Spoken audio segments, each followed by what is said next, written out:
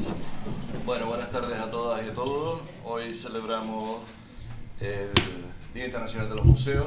Hemos querido desde la casa, a través del programa Más que Musas, que estamos encantados de volver a tener a Luisa por aquí, después de tanto tiempo, el encuentro con Adelaida Hernández.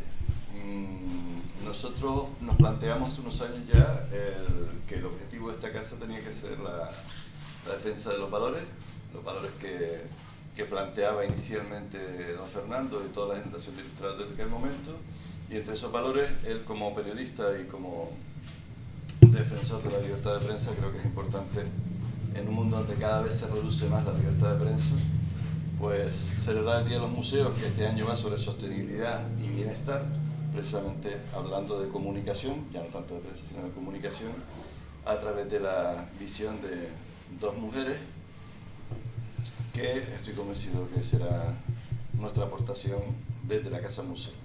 Les agradezco a todos su presencia y sin más, porque no suelo hablar en las presentaciones, Luisa lo sabe, le dejo la palabra a Adelaida y a Luisa. ¿De acuerdo? Muchas gracias. Muchas gracias.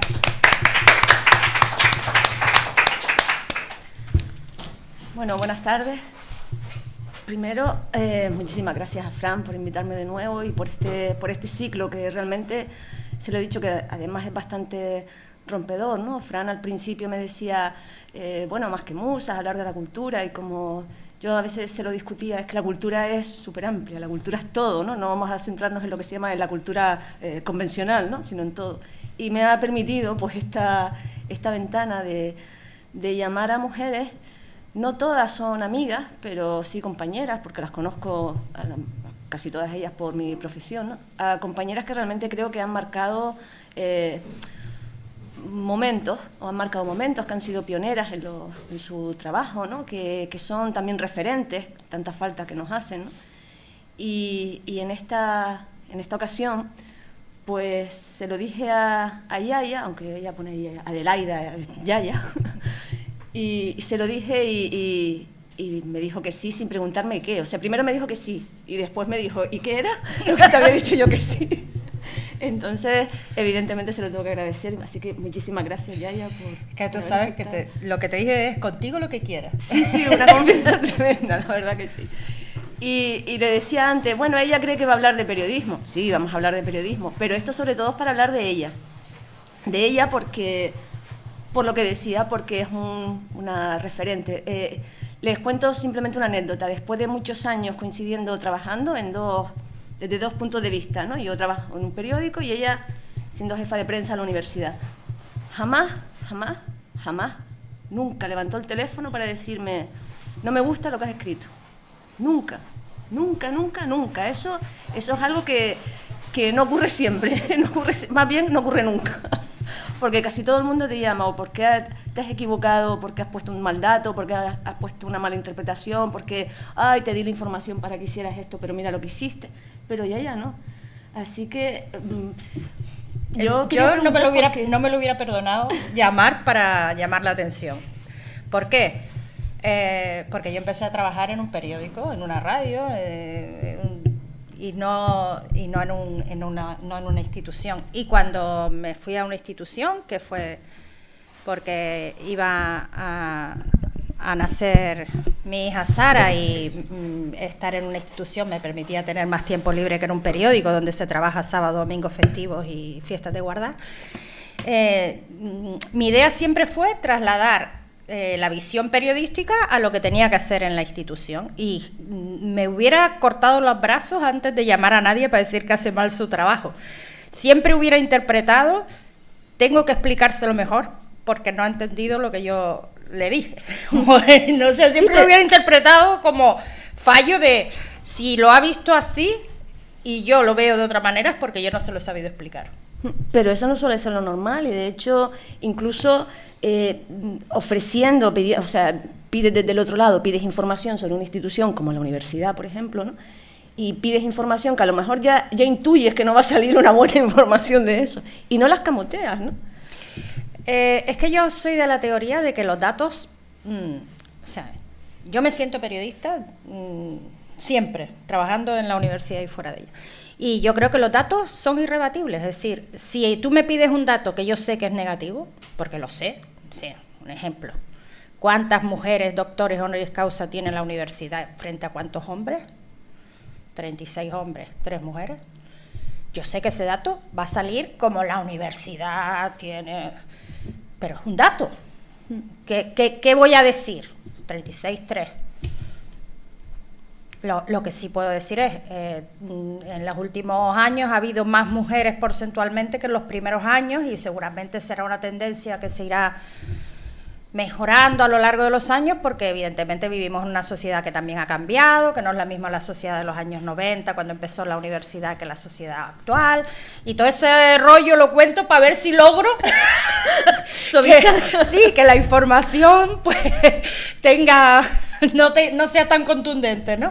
Pero los datos son los datos y en las situaciones de datos negativos para la universidad, yo recuerdo uno hace muchísimos años de no caben los alumnos en derecho, están sentados en los alféizares de las ventanas porque no caben en derecho. ¡Haz algo! ¿Pero caben o no caben? O sea, lo primero que hay que saber es, ¿caben o no caben? No caben. Ah, bueno, pues entonces lo primero que hay que hacer es o desdoblar las clases o poner 2 grupos, porque si no caben, no caben. O sea, ¿qué se puede hacer informativamente frente a algo que es como es? O sea, lo mejor es analizar lo que es y si es negativo, ¿qué medidas vamos a tomar? En vez de decir, llama y dice, eso no es así, o ¿qué estás diciendo? La mejor llamada es, hola Luisa, he visto tu información y que sepas que hoy mismo se ha reunido el decano con el rector y han decidido desdoblar los grupos y a partir de mañana las clases tendrán suficientes mesas para todos. Esa es la mejor información, la que rebate un dato negativo. No sirve de nada levantar. Luisa, ¿para qué has hecho esto? ¿Cómo se te ha ocurrido? Bueno, y sobre todo te dicen a ti algo. Claro, algo. No, sí, pero eso suele pasar. Los que hemos trabajado en la universidad sabemos que algo. Y ahora mismo no sé qué va a hacer. Pero ahora llegamos ahí. Yo quiero empezar por el principio, ¿no? Cuando te ves ahí en una institución que estaba naciendo, ¿no? ¿Cómo te planteas? Bueno, ¿cómo voy a gestionar esto? ¿Sabías cómo? ¿Te lo encontraste por el camino? No. Yo llegué a la Universidad de Las Palmas en el año 89, en marzo, y la universidad se creó en el 89, en mayo. A mí me llamaron porque tenían un compañero de prensa, José Joaquín Díaz de Aguilar, que les hacía, mientras trabajaba en la agencia EFE, les hacía apoyo informativo, ¿sí? Alguna notita, algún apoyo informativo, pero se dieron cuenta que ante el nacimiento de la universidad necesitaban a alguien constante y a tiempo completo. Mi hija había nacido en noviembre y yo realmente todo el tiempo, desde noviembre a marzo que me llamó a la universidad, estaba pensando dónde dejo en adopción a mi hija cuando me tenga que ir al periódico.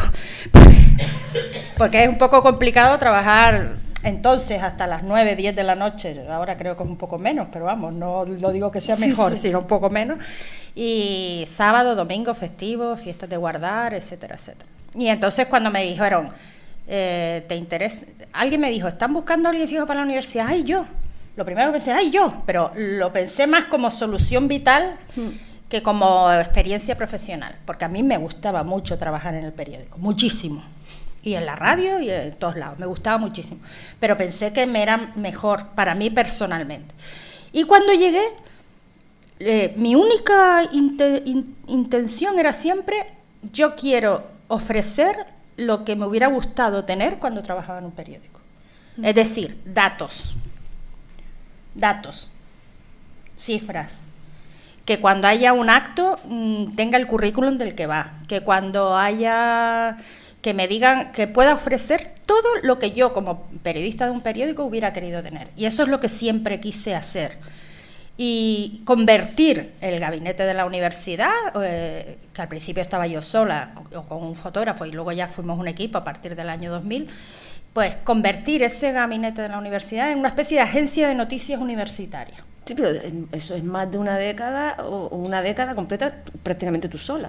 Yo estuve sola desde el año 89 hasta el 2000 con un fotógrafo, sí. Y en esa época la universidad Y en esa época creció. No había internet, porque yo esto es una anécdota, pero lo recuerdo con pavor. O sea, Internet es San Internet para los datos, o sea, San Internet.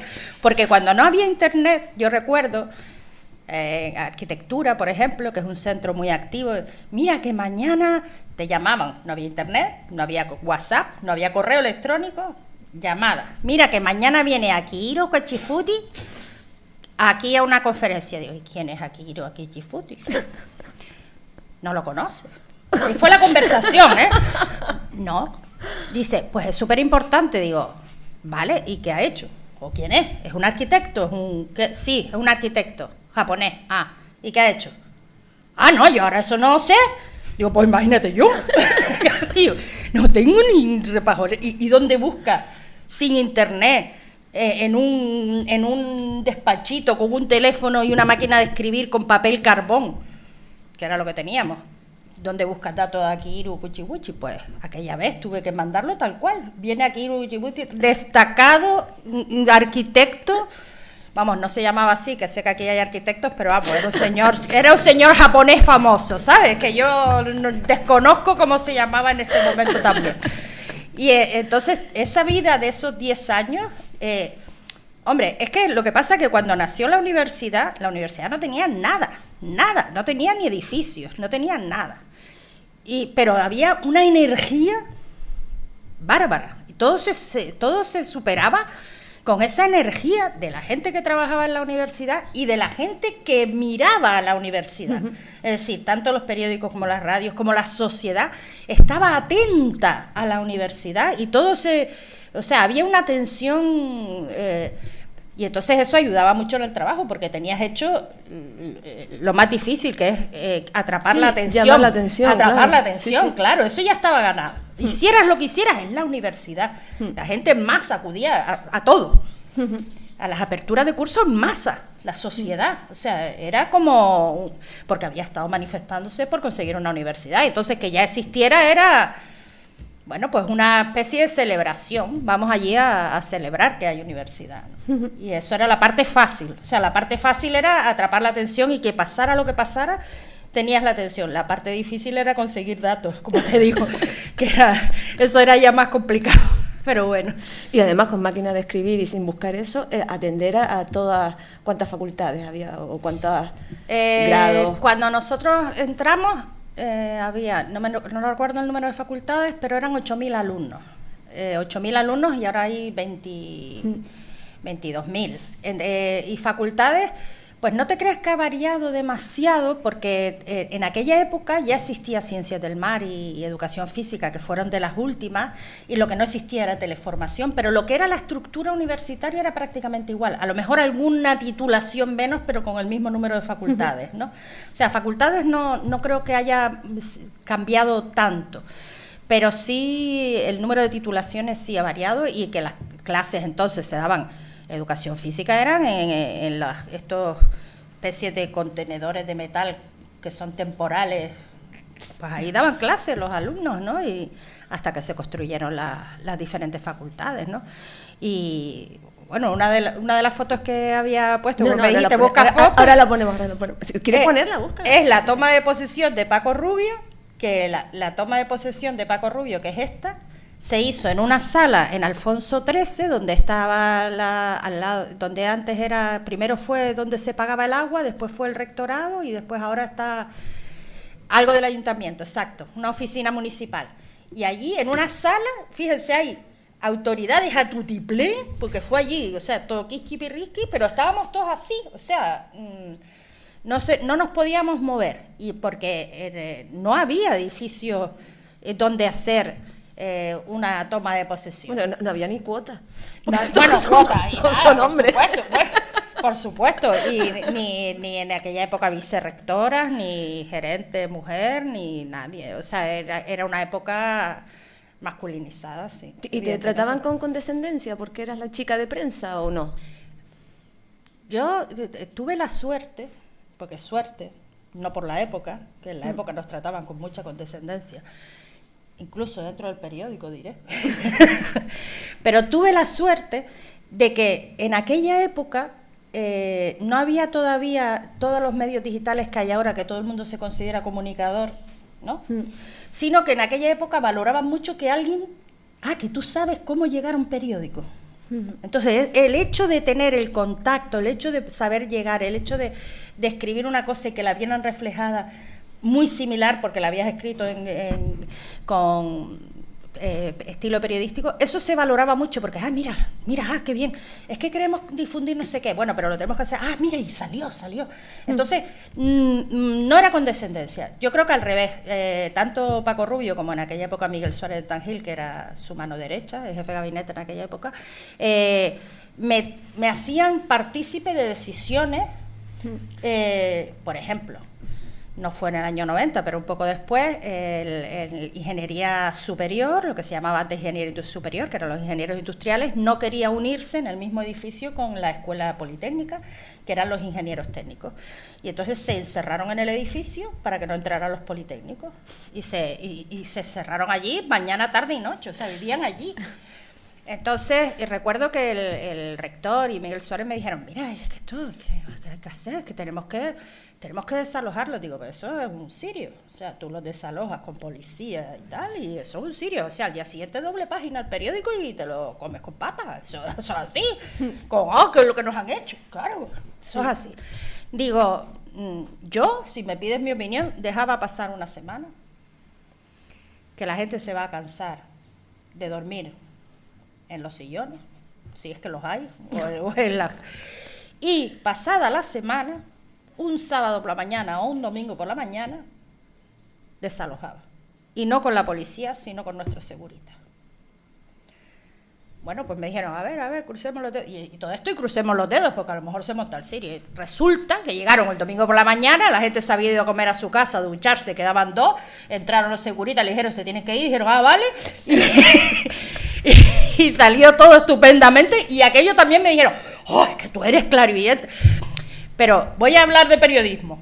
Es que no es que seamos clarividentes, es que lo que nos pasa a los periodistas es que nos enfrentamos al día a día y analizamos al día a día y leemos en el día a día lo que le sucede a mucha gente y aprendemos en cabeza ajena muchas cosas que suceden. Y entonces no es que tengas una clarividencia, que alguien te ha dicho en la facultad, como estudiaste periodismo, lo que tienes que hacer sino que tienes un punto de lógica y un punto de sentido común que te lo da el trabajar en el día a día y el leer en el día a día y en el ver en el día a día lo que sucede.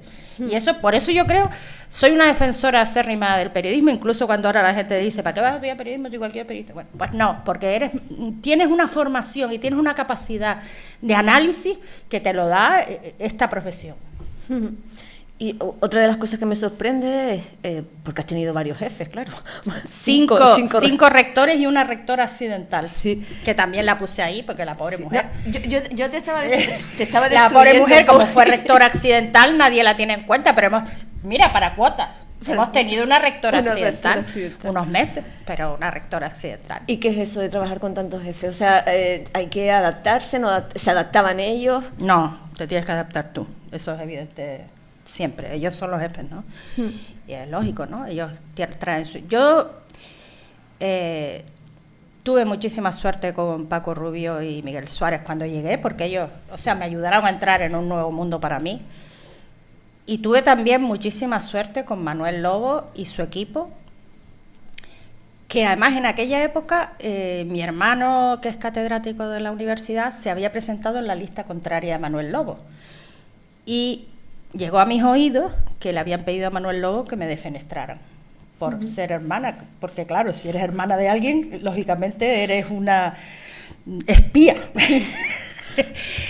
Y Manuel Lobo le dijo a su equipo y me dijo a mí, yo confío plenamente en Yaya, yo voy a trabajar con ella, y se lo agradecí muchísimo porque, bueno, él había sido vicerrector con Paco Rubio, es decir, que me conocía, pero que era fácil, claro, haber cedido voy a cambiar de persona. Y sin embargo, yo trabajé muy bien con Manuel Lobo. Creo que Manuel Lobo, si Paco Rubio era la energía de creación de la universidad, Manuel Lobo era la cabeza estructurada que logró darle un salto a la universidad, porque creó la biblioteca universitaria, que es de las joyas de la corona que tiene la Universidad de Las Palmas, creó la teleformación, puso wifi en los campus, tenía una idea de renovar la universidad. Bueno, de hecho, como necesitaba perras y fue el que le dijo al presidente del gobierno de su época: si no me das el dinero, mañana cierro la universidad y me planto en la puerta de presidencia a contarlo. Y el presidente, pues sí, le dio unas perritas.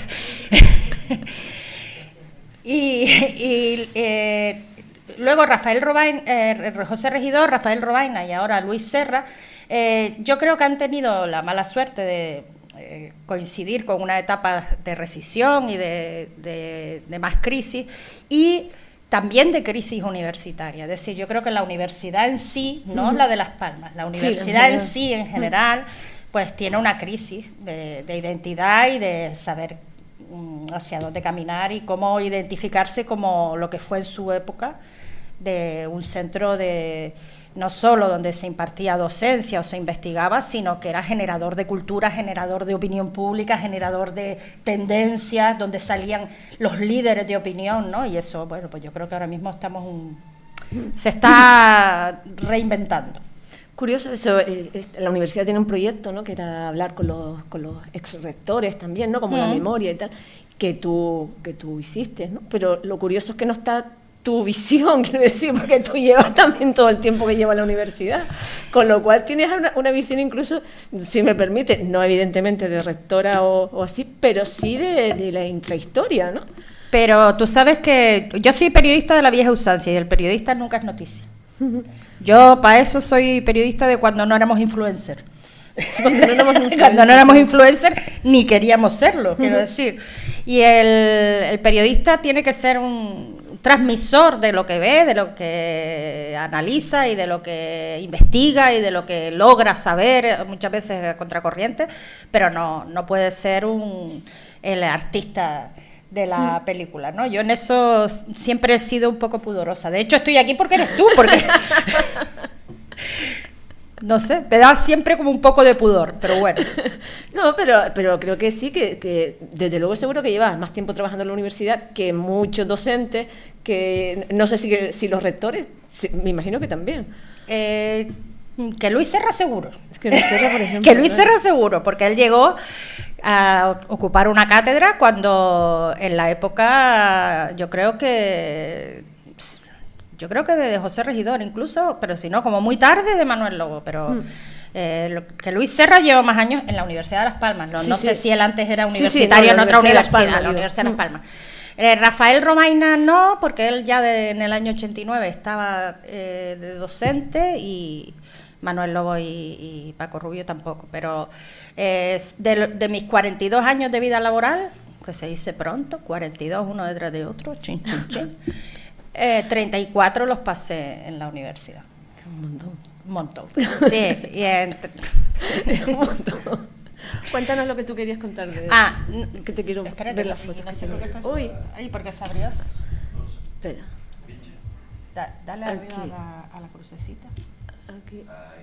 Menos mal que no tenía nada secreto en el pendrive. Vale. Bueno, yo como Luisa me dijo, prepara algo, pues yo iba a empezar a decir, yo vengo a hablar de mi libro, y mi libro es el periodismo.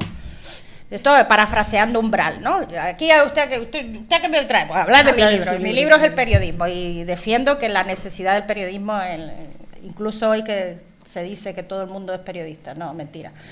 Bueno, pues un breve currículum, que me licencié en periodismo en el año 81, fui redactora en Granada y en Jaén hasta el año 85, que me incorporo a Canarias 7 durante 4 años, y ya luego de jefa de prensa de la universidad desde el 89 a 2022.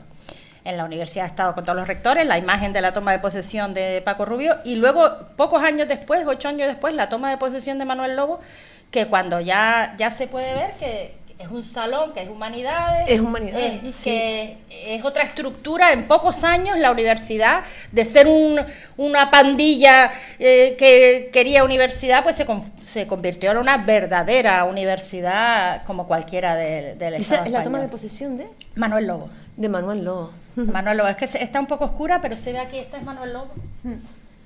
¿Te lo ves aquí? Sí, es verdad. Sí, es verdad lo que decías del entusiasmo que causa, porque ahora con la toma de posesión no va tanta gente, ni a la apertura de curso, ni yo nunca he visto eso. Jamás.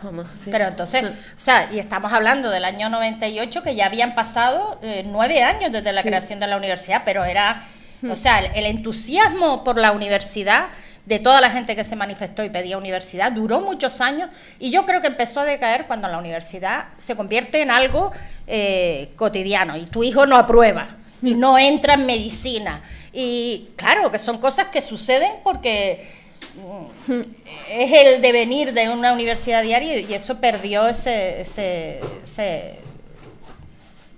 vínculo, ¿no? Ese vínculo social, ¿no? ¿Qué es la universidad? Pues docencia, evidentemente, es investigación, pero también es cultura. O sea, la universidad irradia una cantidad de cultura bárbara como cualquier gestor cultural, pero es deporte, y además me ocupé de ver qué deportes más raros se hacen en la universidad. Esgrima. ¿Dónde se hace esgrima en Canarias? En la Universidad de Las Palmas. Bueno, windsurf, voleibol, cualquier deporte, o sea, es como un laboratorio. Pero la universidad también es relaciones, porque, por ejemplo, la inauguración de Casa África se hizo en el Paraninfo de la universidad. O sea,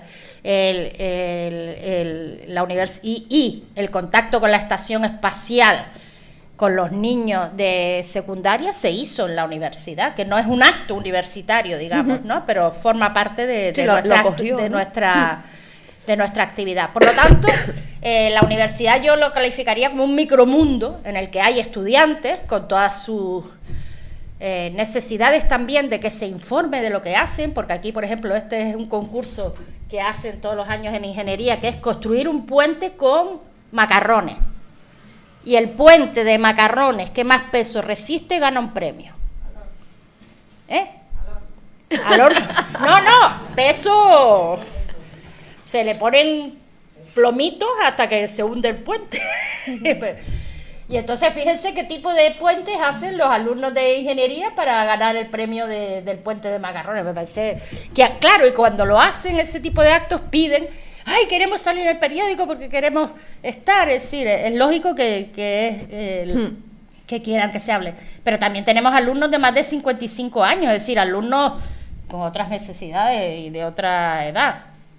Personal docente e investigador, personal de administración y servicios, 850 personas que trabajan en la administración y los servicios universitarios, que muchas veces no se habla de ellos, ¿no? Sí. 1.500 profesores y 850 personal de administración y servicios. De las veces que se habla de los profesores a las veces que se habla de nuestro personal, sí. Bárbaro. Y luego multiplicidad de equipos de gobierno, porque la universidad no es un ente piramidal donde el rector manda y dice, usted señora decana, su trabajo no me interesa, la quito. No. Cada centro tiene su equipo de gobierno elegido por su propio centro. El rector ni pone ni quita. Le da posesión, pero nada más.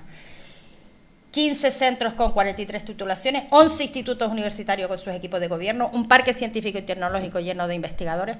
Bueno, pues de todo esto, más actos institucionales como aperturas de cursos, etcétera, etcétera, o visitas de eminentes como los doctores honoris causa que hemos tenido en su época, Vargas Llosa, Rigoberta Menchú, Saramago.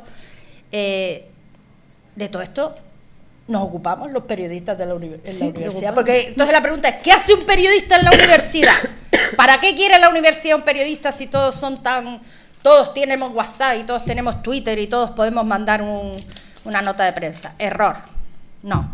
Necesitan una persona que sepa qué interesa de lo que hace y cómo contarle lo que tú haces para que sea interesante. Pero se lo creen, o sea, ¿se lo siguen creyendo o no? Porque ahora, por ejemplo, sí, con el tema de la divulgación científica, que yo sé divulgar, yo sé hacerlo, ¿siguen pasando por el gabinete de prensa o no? Cada vez menos. Es decir,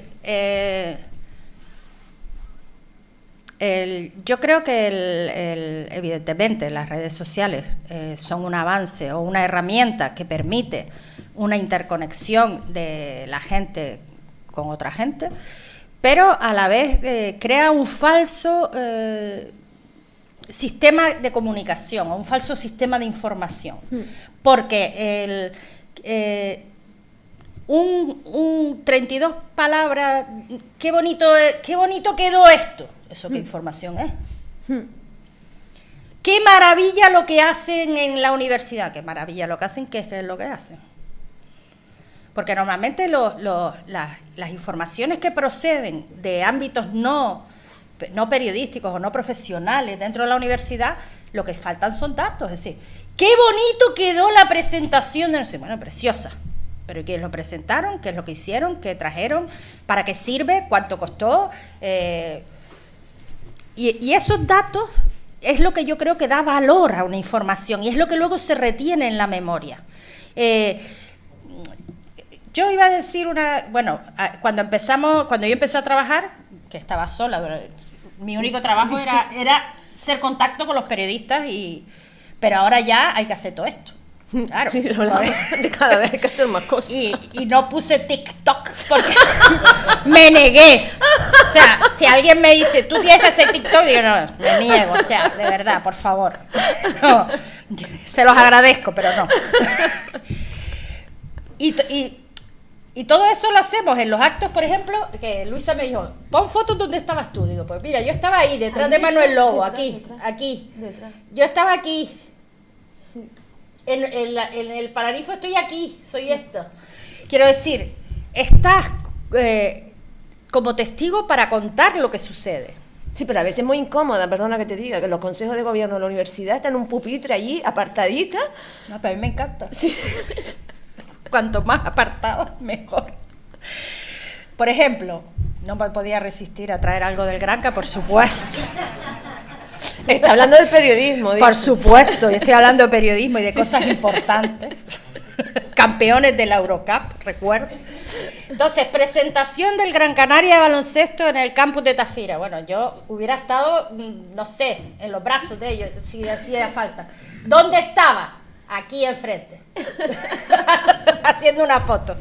Porque es nuestro papel, o sea, nuestro papel es estar viendo lo que sucede para contar a quien no ha podido acudir qué es lo que ha sucedido. Por ejemplo, una anécdota que quería contar. Cuando, no en este acto concreto del 25 aniversario, sino en otro, que por eso no lo puse aquí cuál era, vamos a celebrar el 500 aniversario de la Universidad de Las Palmas. Ah, vale. Va a venir fulano, vamos a entregar no sé qué premio, va a tocar la pianista, va a tal, vale. Para que lo cuentes en prensa. Digo, no. Yo lo que necesito es, ¿cuántos alumnos hemos titulado en todos estos años? ¿Cuántos profesores de más tenemos con respecto a cuando nació en la universidad? ¿Cuántas titulaciones de más? ¿Cuánto ha variado el presupuesto? ¿Cuántos edificios hemos construido? Pero ahora eso... Es que ahora eso es lo que le da valor al X aniversario de la universidad. Y eso es lo que se va a quedar luego en las personas. Porque tú haces un acto súper bonito con un señor que toca el piano, pero eso se pasa como el humo. Ahí voy otra vez a lo del periodismo. Es que el periodismo da valor a los hechos. Yo creo que buscan protocolo. Ellos lo que buscan es protocolo. Claro, que quede bonito, que quede bonito, sí. Pero está muy bien. Pero nosotros como periodistas muchas veces, como estamos acostumbrados a siempre indagar y preguntar, pero vamos a ver, si yo me entrevisto con Fran, digo, la Casa Museo, ¿cuándo se abrió? ¿Y cuántos visitantes ha tenido? ¿Y ha aumentado después de la pandemia? ¿Y me ha peorado después de la pandemia? Porque en el fondo lo que somos los periodistas somos unos curiosos. Unos curiosos. Y esa curiosidad luego la traslada, claro, y la gente dice, pues no había caído yo en este dato. Y no vale con decir, estoy en la Casa Museo, un paraje sin par, que lo será, pero no da igual valor que si a eso le añado que recibe tantos visitantes, que ha hecho tantas muestras, que tiene tantos fondos, cualquier cosa. Y para eso sirve un periodista en una institución, para eso y para los momentos de crisis, como estos cuadros de los doctor honoris causa que ya les conté. Y una cosa de la que yo estoy muy contenta, y como vine a hablar de mi libro, yo lo vengo a contar. Total, en un ambiente de amigos ya lo cuento. De las cosas que más orgullosa estoy, de lo que yo he hecho en la universidad, las mejores notas de EBAU salían siempre en el periódico con una chapa, página completa de un centro privado de bachillerato diciendo, la mejor nota de la BAU es del colegio tal. Me daba un coraje infinito, porque primero, nunca hay la mejor nota de la BAU. Suele haber 10, 12 alumnos con la mejor nota de la BAU. Claro, se presentan un montón. Claro, porque se presentan 5.000 alumnos. Es decir, en una convocatoria de junio se presentan 5.000 alumnos a la BAU. 5.000 alumnos de la provincia de Las Palmas. Solo de la provincia de Las Palmas. Y que es un centro privado. Porque eso es como queda luego en la cabeza de la gente. Mi hijo, si yo quiero que mi hijo tenga la mejor nota de la BAU, tiene que estudiar en un centro privado. Y de los 12 o 13 alumnos que son cada año mejor nota de la BAU, mayoritariamente son de centros públicos. Mayoritariamente son de centros públicos. Me da un coraje horrible, porque creo que contravenía a lo que es la verdad, la información real. Y entonces hablé con el vicerrector Ramos Gordillo, que está aquí. Esta soy yo, aquí.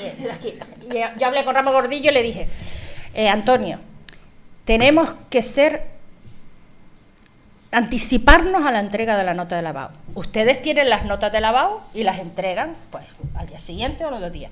Necesito que el mismo día que sepamos la nota de la BAU, antes de entregarla, te reúnas con los 12 o 13 mejores alumnos de la BAU, hagamos una foto y una información para medios, en la que se diga quiénes son y de qué centro. ¿Por qué eso será real? Me dijo, ¿tú crees? Me hizo caso y aquí se reunió, venían los niños con los padres, porque él los citaba, ven mañana a mi despacho que soy el responsable de alumnos de la universidad, y venían pensando, ya Dios, me equivoqué, niños de matrícula de honor, o sea, ya me equivoqué y no voy a poder estudiar la carrera, y venían todos con los padres, que venían los padres como diciendo, a ver lo que le van a decir a mi niño, ¿no? Que son ustedes las mejores notas de la BAU. Y eso salía al día siguiente en una información a página completa en el periódico, las mejores notas de la BAU, tantos tal.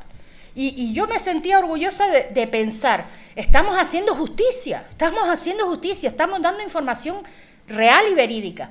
Eso se mantuvo con Rafael Robaina, se mantuvo con Luis Serra, que me permite presentar, aparte del equipo de comunicación, que está aquí. Y que está aquí, siempre siguiendo ahora el de todo, ¿no? Ahora el vídeo también. Siguiendo a quien sea por donde quiera que sea, haciendo lo que haga falta. Sí. Y otra anécdota que quería contar es que como periodistas somos interlocutores válidos. O sea, en una institución, cuando hacemos trabajo en una institución, somos un interlocutor válido para el resto de compañeros que trabajan en otras instituciones. Cuando el príncipe Felipe vino en los años 90 a Canarias, que era soltero y acaba de terminar la mili esa que hizo por todos los ejércitos y que hacía un recorrido por toda España para conocer su reino, la Casa Real había previsto una reunión con los alumnos de La Laguna. Punto. Porque aquí, que no hay nadie de La Laguna, les diré que La Laguna la fundaron los guanches, porque ellos ya cumplieron 300 años. O sea, no, La Laguna la fundaron los guanches y tenemos una suerte bárbara de tener una universidad prehistórica. Y entonces lo que Madrid veía era que hay 2 universidades en Canarias, pero hay una que es de 300 años y otra que tenía entonces 12, 15. Entonces, cuando lo comentaron con presidencia del gobierno, que estaba una compañera de prensa, Olivia Puga, Olivia dijo, ¿y por qué no van a la Universidad de Las Palmas? No, porque hemos elegido la Universidad de La Laguna por la antigüedad y tal igual. Y me llamó, estaba cenando con los de tal, y me llamó a mi casa a la 1 de la mañana, que yo me levantaba a las 6:15, y dije, ¿qué? Dice, soy Olivia, ¿estás despierta? No. Necesito saber cuántos alumnos tiene la Universidad de Las Palmas. 20.000. ¿Y cuántos tiene La Laguna? 2.000 más. Dice, vale, gracias. Y colgó. Y al día siguiente me dice, he convencido a Zarzuela que el príncipe va a ir a las 2 universidades porque tienen el mismo número de alumnos, con lo cual el mismo peso, digamos, dentro de la comunidad autónoma. Y entonces, yo digo, un interlocutor válido, porque no es un tema que se hable de rector a jefe de gabinete de Zarzuela, sino al final muchos de los temas se maquinan o se solucionan de jefe de prensa a jefe de prensa o de compañeros a compañeros, con lo cual, ¿qué hace un periodista en la universidad? Pues ser un interlocutor válido para varias cosas. Y como estamos en Telde, bueno, pues recordar que en Telde tenemos el Parque Científico y Tecnológico y el Banco Español de Algas. Y luego, para terminar, lo de la larga vida del periodismo, que no me... Esto fue en el 40 aniversario de Canarias 7, que tuvieron la gentileza y amabilidad de decirme que participara, y que mi participación fue para decir que si no existiera el periodismo había que inventarlo, que no podemos dejar morir el periodismo, que el día que en una democracia no existan periodistas nos faltará una buena pata para conocer lo que realmente sucede, y que más vale que le demos una chance al periodismo, porque si no lo vamos a sentir de verdad. Yo sí, comparto contigo, lo que pasa es que creo que ya se le está dando, ¿no? Porque la universidad, por ejemplo, ahora, bueno, la universidad y todo, ¿no? Ahora parece que lo que está de moda es dar el titular clickbait, ¿no? Ya no sirven los datos. Ahora, por ejemplo, en esa anécdota que tú decías de un acto, ¿no? El titular sería acto no sé qué y esto fue lo que pasó, o algo de y esto es lo que va a pasar, lo que te vas a perder, ¿no? Ya no importa el... Pero yo creo, fíjate, es verdad. Ahora mismo, es que si hay algo, mira, igual que me ponía nerviosa lo de las notas de lavado, si hay algo que me pone atacada es, ni te imaginas lo que Juanita le dijo a Paquito, como titular. ¿Cómo que ni me imagino lo que Juanita le dijo a Paquito? Que eso no es un titular. Y lo de ahora de bomba, 2 puntos. Bomba, 2 puntos. Lo que pasó ayer. Pero vamos a ver. Sí. Y tardas 4 párrafos, hasta el 5.º párrafo no descubres que lo que pasó ayer fue una tonta. Sí, o sea, sí, porque normalmente además ese tipo de titulares llamativos son así porque lo que te van a contar es una tonta. O sea, yo ya me niego todo lo que veo que no tiene un titular descriptivo, es decir, ayer el Madrid perdió con el... ¿Cómo se llama? El City. El City. Ese es un titular. Ayer el Madrid perdió con el City. Punto. No. Aquí, ni te imaginas lo que le pasó al Madrid. Como que no me lo imagino. O le pasó 2 cosas. O ganó, o empató, o perdió. Vamos, 3. Pero, o sea, pero ¿por qué nos dejamos engañar por esas cosas? O sea, yo ya me niego. Todo lo que veo con ese tipo de titular, no lo abro, no lo miro. O sea, conmigo no van a contar. Sí, pero ya hasta la comunicación institucional ya está en ese... Porque se ha pegado, o sea, se creen... Es que tiene un montón de clic. Pero es que a lo mejor el clic no es leer. O un montón de me gusta, pero que la gente hace me gusta para como mandarte a la porra. Sí, que pinches y ya está. Y cuéntame, por ejemplo, muchas veces cuando hablas con científicos o con científicas, cuando ibas a preparar las notas de prensa, por ejemplo, muchas veces cuando te cuentan su historia, tú dices, vale, esto es científico, pero ahora yo lo tengo que traducir, ¿no? ¿Con quién te costó más?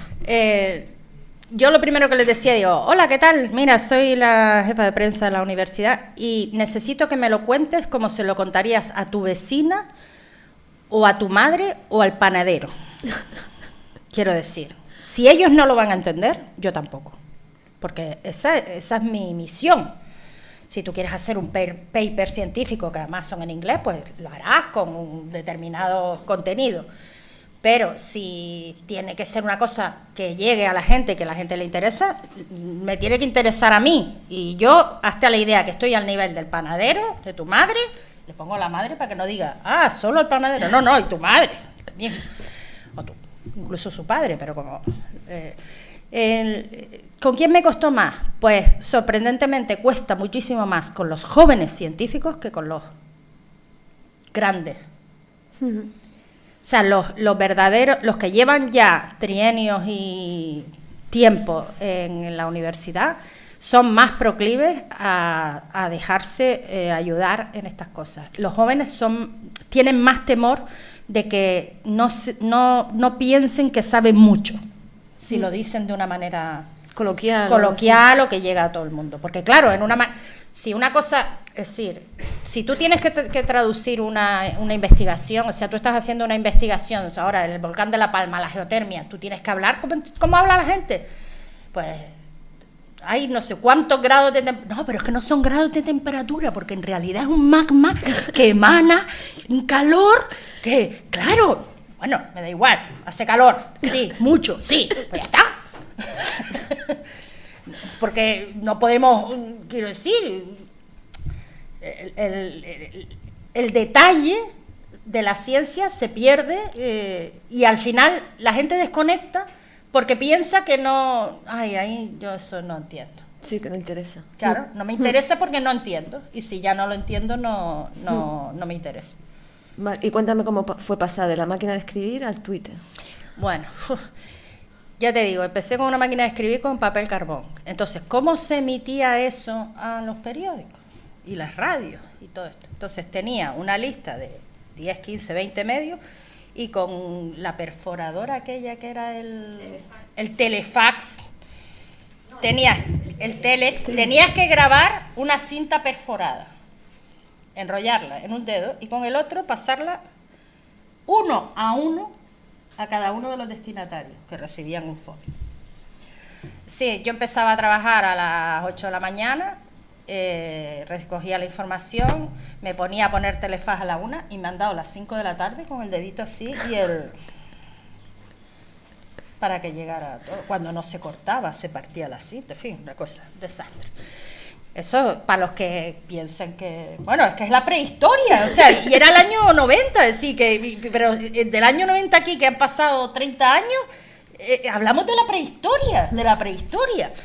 De ahí pasamos al fax, que cuando yo estudiaba la carrera en Madrid, en Tecnología de la Información, que es una de las asignaturas, estudié y aprobé, y como un loro, que el fax es un aparato que transmite documentación de un punto a otro por la vía telefónica. No sabía cómo lo hacían.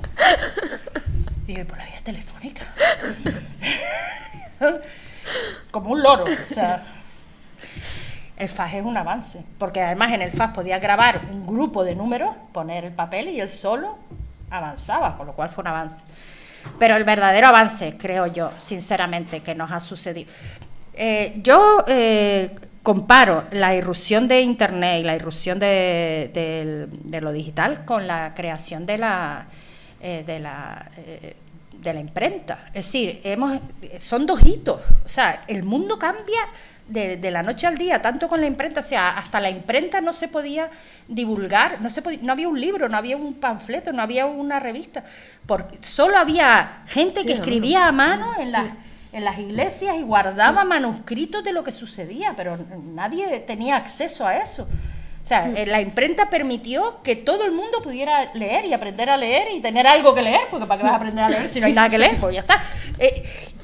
Y ahora Internet, yo creo que es otra revolución y que tendremos que resituarnos, ¿no?, en el mundo, porque permite la interconexión de todo el mundo sin que exista ningún moderador ni nadie en medio, ¿no? Y eso evidentemente, pues ahora mismo estamos en los primeros años de Internet y todo cambiará y todo se recolocará, porque yo creo que al final lo mismo que hablábamos de ni te imaginas lo que le pasó a Paquito, eso al final no va a funcionar. Es decir, ahora funciona porque es novedoso, porque es algo que no se veía antes, pero cuando la gente tiene necesidad de información, ¿a dónde acude? A las fuentes fidedignas de información. Es decir, cuando hay un golpe, bueno, yo que soy antigua y vieja, el golpe de Estado de España, al día siguiente se vendió el triple de periódicos que es lo que se solía vender. El 11M, ¿dónde estaba la gente? ¿Qué pasa con las radios? ¿Cómo? ¿Jeta, no jeta? ¿Quién? La gente no dice, a ver lo que me dice mi vecino, que es un influencer, sino va a quien me puede aportar información, ¿no? Y yo creo que eso, cuando hay momentos de crisis, sí, el Capitolio, que fue hace poco con Trump, ¿no? La gente lo sigue, a ver qué está pasando, ¿no? ¿En dónde lo sigue? ¿En lo que dice Paquito? Habrá quien sí. Sí, hay quien sí. Habrá quien sí, pero que yo creo que el ciudadano que se quiere informar de verdad sabe perfectamente dónde está la información y dónde no. Sí, yo te lo preguntaba también por el cambio de eso, de la máquina de escribir a llevar las redes sociales de la universidad, por ejemplo, porque eso también es un cambio para ti, ¿no? En el sentido de aprender un nuevo lenguaje, ¿no? Y también en el sentido, si me permites, meter en la pregunta también el hecho de te tienes que reciclar, no reciclar, le das un impedimento, estar muchos años en una institución y decir, pues ya yo esto no lo hago, paso. Mira, yo la edad en vez de un impedimento lo veo como una victoria, sinceramente. Es decir, la edad permite tener una seguridad que no da la juventud. Una seguridad y que te importe todo de tiro. Lo que no lo da la juventud. ¿Es o no es? Y entonces eso te da unas herramientas que no tenías cuando eras joven y energéticas, ¿no? Pero ahora tienes más como un pozo de conocimiento y que todo te importa menos. Y entonces eso ayuda mucho. Las redes sociales, yo tuve la suerte de que cuando surgieron las redes sociales de la universidad, pues no se creó el equipo con gabinete y había yo no, por supuesto, en aquel instante no sabía usar una red social, ahora, bueno, más o menos malamente, pero bueno.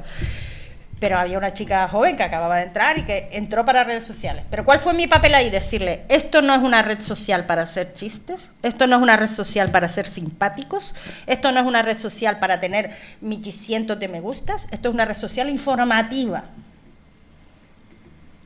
Me voy a abrir las redes sociales que tú lleves para ver qué dices, porque yo no quiero ni un chiste ni un... No, es que, o sea, la gente que sigue a la universidad, ¿tú crees que lo que quiere es que le hagan un chascarrillo de...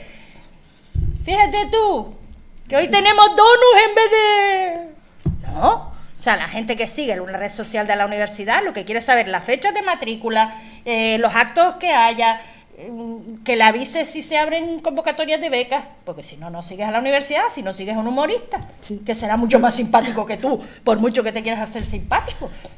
Entonces eso, y la verdad que yo creo que caló, y hasta el momento que me fui, y dejé en mis compañeras la idea de que la información y el dato es lo valioso. Eso lo logré, mira, tutoricé a mis juventudes y lo logré. Lo del dato es verdad, porque siempre cuando llamas allá para pedirle alguna cosa, siempre dices, espera que lo voy a consultar en mis archivos. Porque esa es otra, claro. La universidad es ese micromundo que entonces tú resulta que necesito saber cuándo se creó tal. ¿A quién llamas? ¿A quién llamas? No, porque no hay nadie que sea el albacea o el guardián de las esencias universitarias. Total que me convertí yo. Entonces yo todo lo que pasaba lo guardaba. Carpetas y carpetas y carpetas y carpetas y carpetas y datos y datos y datos. Y entonces eso me permite... Eso además te da más libertad, porque tú me llamas y me dices, ¿me puedes decir cómo ha variado el número de alumnos en ingeniería desde el año 89 hasta el momento? Y te digo, dame un cuarto de hora y te lo digo. ¿Por qué? Porque tengo guardada la matrícula de todos los años, y lo hago yo. Si yo tengo que llamar a informática y decir, mira, hola, ¿qué tal, compañero? ¿Qué tal? Mira, soy Yaya. Hola, mi niña, ¿qué tal? ¿Cuándo me das? Es que ahora estoy liado. ¿Qué imagen da eso a ti? Sí. Que ese dato lo necesitas dentro de una información global, ¿no? De hacia dónde van los estudios de ingeniería en España, en Canarias, o si necesitamos más o menos ingenieros en Canarias o no, o lo que sea. Tú necesitas ese dato dentro de un marco global. Tú no puedes esperar 10 días a que el de informática... Sí, pero es gracioso que la universidad no tenga eso, la universidad o otra institución, en este caso porque estamos hablando de la universidad, que no maneje esos datos, lo que tú dices, que no tenga eso... Es que nadie tiene esa visión, o sea, la gente está en el día a día. O sea, tanto el gobernante como el gobernado, digamos, en la estructura, están en el día a día. Y además, ¿y ahora eso para qué? Mira, que es que pasado mañana es lavado. Digo, sí, ya lo sé. Y después de pasado mañana las mejores notas, y después del otro pasado mañana es la entrega no sé qué. Todos los días hay algo, pero es que me piden este dato. Y entonces yo desde el principio dije, bueno, pues tengo que ser autónoma. Y yo guardo datos. Y eso me sirvió en muchas ocasiones, porque el ser autónoma además te permite, si tú tienes que pedir ese dato en una unidad y saben en esa unidad que ese dato es negativo para la universidad, a lo mejor lo retrasan más. Si yo lo tengo,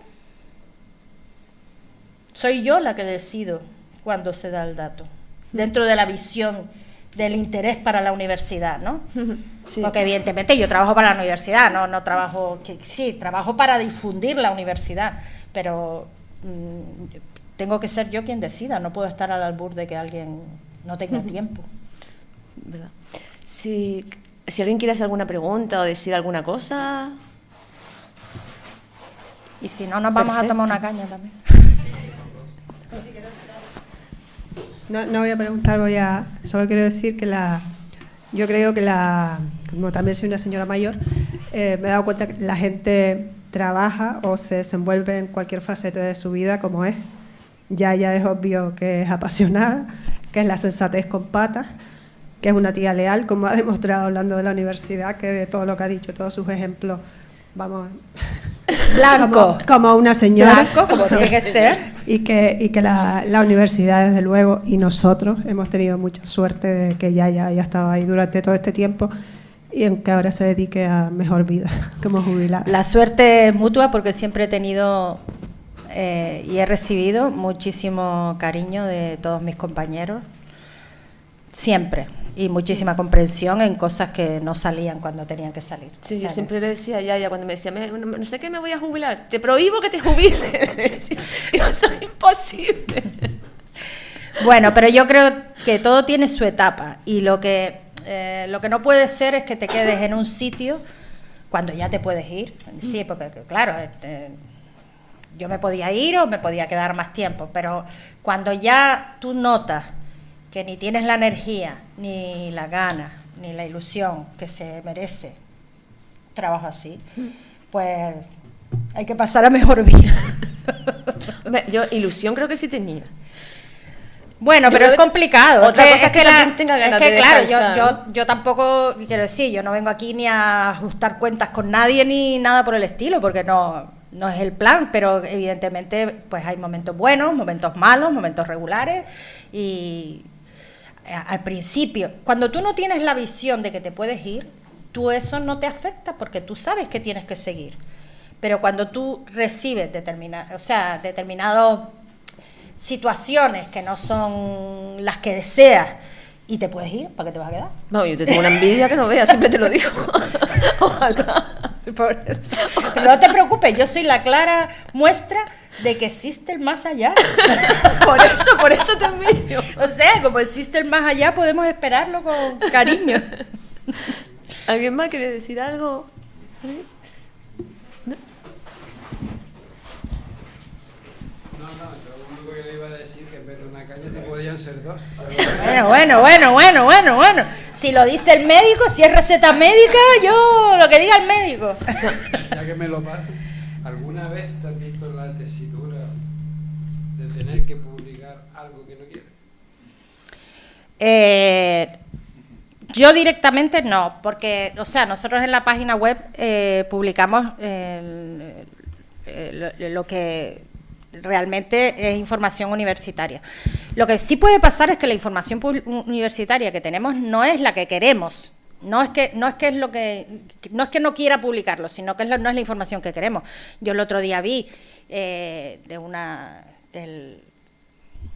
ranking de Shanghái, que la Universidad de La Laguna está en el puesto 40 o 50 y la Universidad de Las Palmas ha bajado al puesto más abajo de lo que estaba.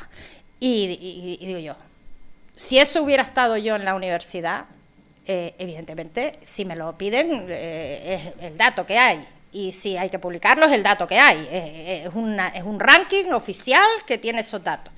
No es el dato que quieres que haya, pero no lo puedes obviar.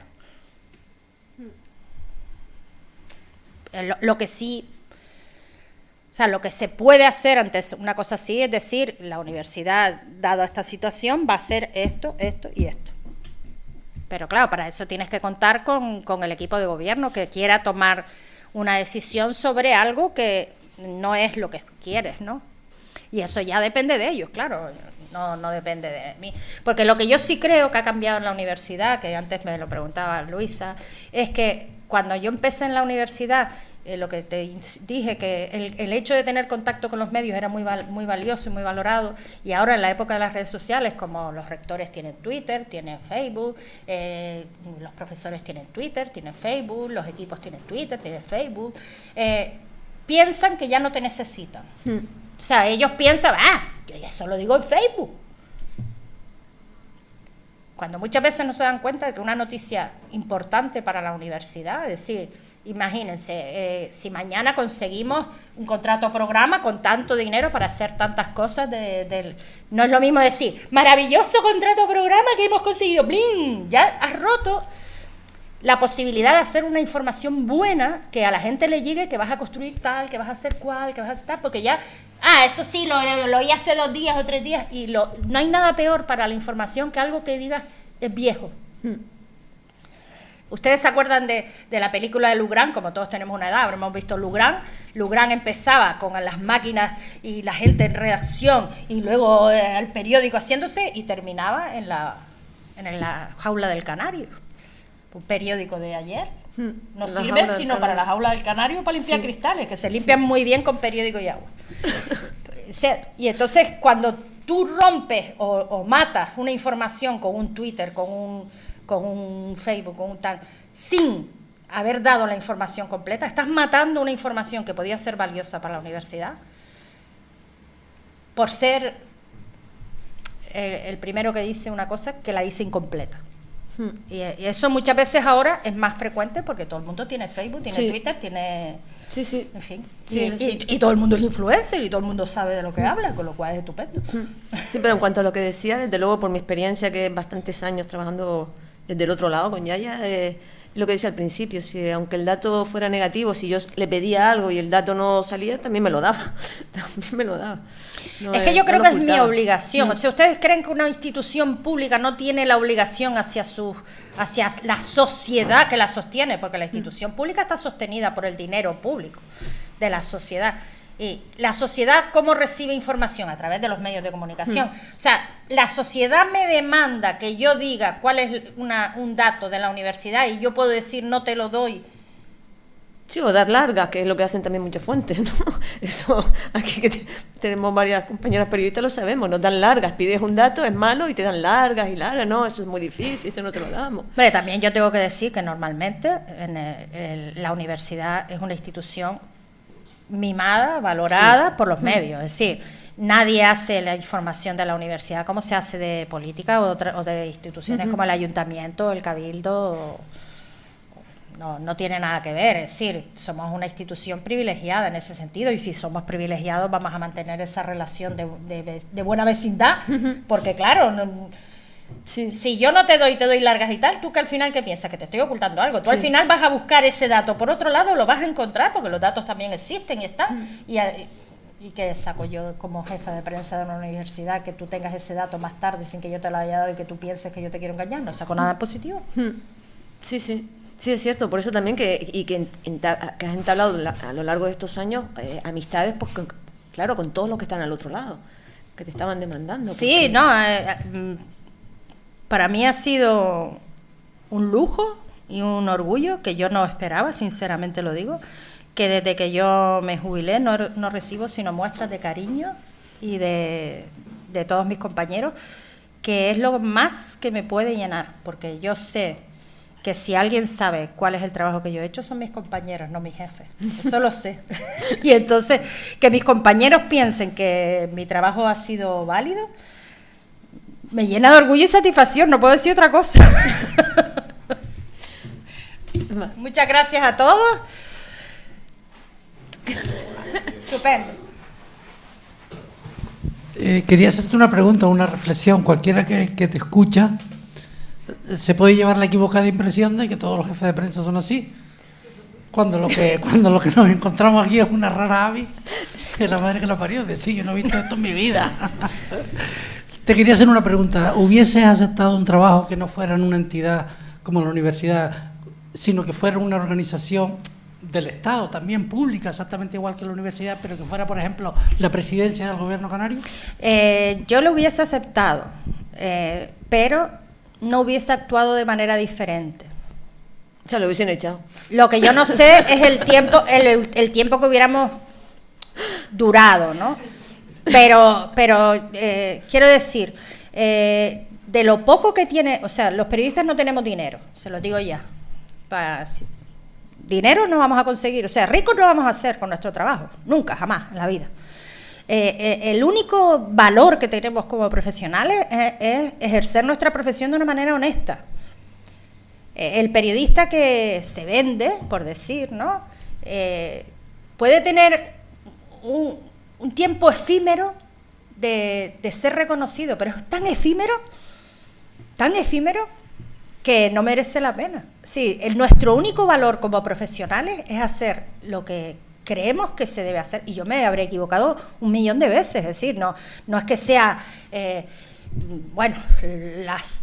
don de la sabiduría que lo que toca lo convierte en verdad, no es verdad, o sea, me habré equivocado 1.000.000 de veces, pero con honestidad, o sea, el querer hacer las cosas como crees que las debes hacer, eso es la honestidad y eso se reconoce.